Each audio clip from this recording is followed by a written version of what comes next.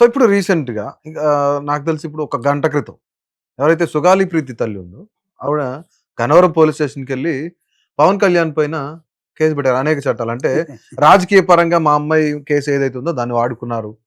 రాగానే first sign ఆ file మీదే చేస్తానన్నారు. మమ్మల్ని చీట్ చేశాడు, మోసం చేశాడు. ఇలాగ ఒక 5, 6 రకాల కేసులు ఆయన మీద పెట్టాలని డిమాండ్ చేస్తూ పోలీస్ స్టేషన్‌లో కంప్లెయింట్ ఇచ్చింది రిటర్న్‌గా.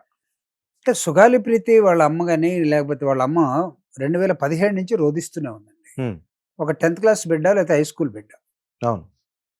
ఒక ట్రైబల్ పాప. ఒక స్కూల్‌లో ప్రైవేట్ స్కూల్‌లో చదువుతూ హ్మ్. దుర్మార్గుల చేతుల్లో ఉరివేయబడితే, స్కూల్‌లోనే రేప్ చేసి చంపేయబడితే, హ్మ్.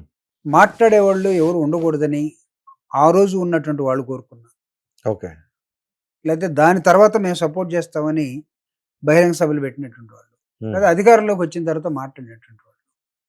ఆ తల్లి ఆవేదనని, ఆ రోదనని సరిగ్గా ఎవరైనా అర్థం చేసుకుంటే హ్మ్. పర్లేదు వీళ్ళందరూ గూడా పనికొస్తారు నాయకులుగా అనుకోవచ్చు. Hmm. I was the first person 2015లో నేను చిత్తూరెళ్ళి మదనపల్లిలో ఒక బహిరంగ సభ చేసి కర్నూలు మీదుగా వస్తూ ఉంటే, ఓకే. ఈ మర్డర్ ఇది అక్కడ రేప్ చేయబడినటువంటి ఒక హై స్కూల్ పాపని మర్డర్ చేసి చంపేస్తే, హ్మ్. కర్నూలులో ఉన్న వాళ్ళందరూ గూడా ఒక ధర్నా రోడ్డు మీద చేస్తుంటే, ఆ ధర్నాలో పార్టిసిపేట్ చేసి మీలాంటి యూట్యూబ్ ఛానెల్‌కి ఇంటర్వ్యూ ఇచ్చినటువంటి వాళ్ళు నేనొకడిని. ఓకే. చాలా దారుణం. హ్మ్. అప్పుడు తెలుగుదేశం పార్టీ అధికారంలో ఉన్నది. ఓకే. అయినా సరే తెలుగుదేశం పార్టీ అధికారంలో ఉన్నప్పుడు గూడా చాలా వరకు ఈ కేసు పాజిటివ్‌గానే పోతుందనుకున్నాను. హ్మ్. కానీ ఎందుకు టర్న్ తీసుకుందో, ఏమైందో తెలీదు. స్కూల్ యాజమాన్యం మొత్తం గూడా గవర్నమెంట్ తోటి కుమ్మక్కవటం, హ్మ్. దాని మీద జరుగుతున్నటువంటి అనేకమైన పోరాటాల్ని పక్కకి నెట్టేయటం, హ్మ్. సర్దుకునే వ్యవహారం వచ్చేసింది. హ్మ్. తర్వాత జగన్మోహన్ రెడ్డి గారు ముఖ్యమంత్రి అయ్యారు. ఓకే. 2019. ఆ తల్లి రోదిస్తూ మళ్ళా జగన్మోహన్ రెడ్డి గారి దగ్గరికొచ్చింది. హ్మ్. జగన్మోహన్ రెడ్డి గారు ఏం చేశారంటే, ఒక పాప హై స్కూల్‌లో చదువుకునే ఒక పాపని ఆ యాజమాన్యం కాటేస్తే, చంపేస్తే, రేప్ చేసిన తర్వాత హ్మ్. దిక్కు లేకుండా ఎలా పెడతారు ఈ కేసుని చెప్పేసి ఒక ఎంక్వైరీ చేశారు దాని మీద. ఓకే. ఒక ఐఏఎస్ ఆఫీసర్ లేడీ ఐఏఎస్ ఆఫీసర్‌ని అక్కడ పంపించి మొత్తం ఎంక్వైరీ చేసి, అప్పటికి సుగాలి ప్రీతి వాళ్ళ మదరు హ్మ్. అట్రాసిటీ కేస్ పెట్టున్నారు. అట్రాసిటీ కేసుకు రావాల్సినటువంటి ప్రభుత్వం అనేకమైనటువంటి అంశాల్ని వాళ్ళకి ఉద్యోగమనో, లేకపోతే కొంత ల్యాండనో, లేదా కొంత పరిహారమనో, ఏ చట్టపరంగా ఏవైతే రావాలో అవన్నీ కూడా జగన్మోహన్ రెడ్డి గారి ప్రభుత్వంలో ఇవ్వటం జరిగింది. ఓకే. జగన్మోహన్ రెడ్డి గారి ప్రభుత్వానికి వ్యతిరేకంగా పనిచేసినట్టు పవన్ కళ్యాణ్ గారప్పుడు అక్కడికెళ్ళి వీళ్ళందరూ మీకెవరు న్యాయం జేయరు. హ్మ్. జగన్మోహన్ రెడ్డి గారు సిబిఐ ఎంక్వైరీ గూడా ఎసారు. అంటే చేసిన తర్వాతనే. చేసిన ఏదైతే తర్వాత. ఎంక్వైరీ చేసిన తర్వాత సీబీఐ యెస్. ఎంక్వైరీకొస్తారు. జగన్మోహన్ రెడ్డి గారు ఎసిన సిబిఐ ఎంక్వైరీ పనిచేయదు. హ్మ్.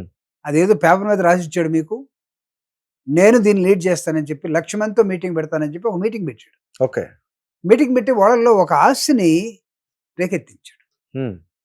జగన్మోహన్ రెడ్డి గారి ప్రభుత్వం ఇచ్చినటువంటి అట్రాసిటీ ఎస్సీ, ఎస్టీ యాక్ట్ ప్రకారం ఏవైతే ఆ కుటుంబానికి రావాలో వాళ్ళ నాన్నకు ఉద్యోగం, అదేవిధంగా వాళ్ళకి కొంత ల్యాండు వ్యవసాయానికి, వాళ్ళకొక ఇల్లు, ఓకే. ఇవన్నీ గూడా అక్కడున్నటువంటి మాల మహానాడు గాని, ఎంఆర్‌పీఎస్ గాని, లేతే దళిత సంఘాలు గాని, దగ్గరుండి ట్రైబల్ సంఘాలు గాని, దగ్గరుండి పోరాటంలో ప్రభుత్వంతోటి మొత్తం ఇచ్చేటట్టుగా చూసారు. అయినా సరే పవన్ కళ్యాణ్ గారు ఏం చేశారంటే, లేదు లేదు అసలు ఆ దుర్మార్గుల్ని వాళ్ళ అమ్మ కోరుకున్నట్టుగా మొత్తం శిక్షించేస్తాను. హ్మ్. నన్ను నమ్మండి అని చెప్పాడాయన. ఆ రోజు పేపర్‌లో పెద్ద హెడ్డింగ్స్ అవన్నీ. అమాయకంగా నమ్మారు. ఫార్చునేట్‌లో, అన్‌ఫార్చునేట్‌లో 2024లో పవన్ కళ్యాణ్ గారు డిప్యూటీ సీఎం అయ్యారు. ఓకే. అదేంటి ఫార్చునేట్‌లీ, అన్‌ఫార్చునేట్‌లీ? చెప్తున్నాను. ఆ! పాపం వాళ్ళ అమ్మ ఆశతోటి పార్టీ ఆఫీస్‌కెళ్ళింది. ఓకే. రీసెంట్‌గా ఏం చెప్పిందంటే, నన్ను రమ్మన్నారు పార్టీ ఆఫీస్‌కి లోపలికి పోనివ్వలేదు. ఓహ్! మాట్లాడే దిక్కు లేరక్కడ. అలాంటోళ్ళు మా దగ్గరికొచ్చి మాకు ఆశ ఎందుకు పెట్టాలి? హ్మ్. దోషుల్ని శిక్షిస్తామని ఎందుకు చెప్పాలి? ఇవన్నీ చెప్పిన తర్వాత ఆవిడ now she is fighting against Pawan Kalyan. ఓహ్! అరే! నువ్వు ఆ రోజు న్యాయం చేస్తావని చెప్పావు కదా అబ్బాయి! ఇప్పుడు నువ్వు డిప్యూటీ సీఎం గదా! మొట్టమొదటి సంతకం సుగాలి ప్రీతికి ఏమి రావాలో అన్నీ చేస్తానన్నావు గదా! హ్మ్. సీబీఐ ఎంక్వైరీ ఏస్తానన్నావు గదా! ఏమైందని ఆ తల్లి పోరాటం మళ్ళా 2024 నుంచి హ్మ్. బట్ ఈ జరుగుతుంది. మధ్య కాలంలో పవన్ కళ్యాణ్ గారు సాక్ష్యాలు లేవు. లేదంటే అవన్నీ పని చేయవు. అందరికి క్లీన్ చీట్ ఇస్తున్నారు. ఇవన్నీ పని చేయని సాక్ష్యాలున్నాయని జెప్తున్నారు కదా! మరి ఈ మధ్య కాలంలో? ఇది అన్‌ఫార్చునేట్ ఇదే గదా! ఆ! పవన్ కళ్యాణ్ గారు పాపం ఎప్పుడేం మాట్లాడతాడో ఆయనకి అర్థం కాదు. ఆ! ఒకరోజేమో ఏమి లేకపోయినా నేనున్నాను నన్ను నమ్మండి అంటాడు. మొత్తాన్ని అందరిని తాట తీసి నార తీసి మొత్తం పని చేస్తానంటాడు. ఓకే. అవతల నమ్ముతాడు. ఉమ్, తర్వాత మనం వచ్చేసరికి సాక్ష్యాలు ఏం లేవు, మొత్తం గల్లంత అయిపోయినాయి. గల్లంత అయితే నువ్వెందుకు ఇక్కడ? ఉమ్, గల్లంత అయితే వాటిని మార్చి మళ్ళీ ఎవడు గల్లంత చేశాడో తేల్చు అక్కడ. Okay. You have given a word. Yes. ఆ వర్డ్ పెట్టుకుని ఒక హ్యాండిక్యాప్డ్ తల్లి రాష్ట్రం అంతా నా బిడ్డకు న్యాయం చేయండి అని అడుగుతాం. ఉమ్, ఈ రోజుకి సుదీర్ఘమైన పోరాటం, శాసమాష పోరాటం కాదు అది, సుదీర్ఘమైన పోరాటం జరుగుతూ ఉంది. ఉమ్, మీరు ఎందుకు మాట్లాడారు? బహిరంగ సభకి వెళ్ళి జగన్మోహన్ రెడ్డి గారు ఈ చట్ట ప్రకారంగా ఏమి రావాలో అవన్నీ చేస్తూ వాళ్ళందరి మీద కేసులు పెట్టి సిబిఐ ఎంక్వైరీ చేయమంటే ఉమ్, అయినా ఆ పాపను ఎవరు తెచ్చి ఇవ్వలేము, మనం ఎవరు తెచ్చి ఇవ్వలేము. బట్ చట్టపరంగా తను చేస్తే అది కాదు, ఇంకా నేను ఎక్కువ చేస్తాను, మీ పాపని చంపిన దోషులను నేను తీసుకొచ్చి ఎక్కడో నిలబెడతాను అది ఇది అన్నాడు కదా.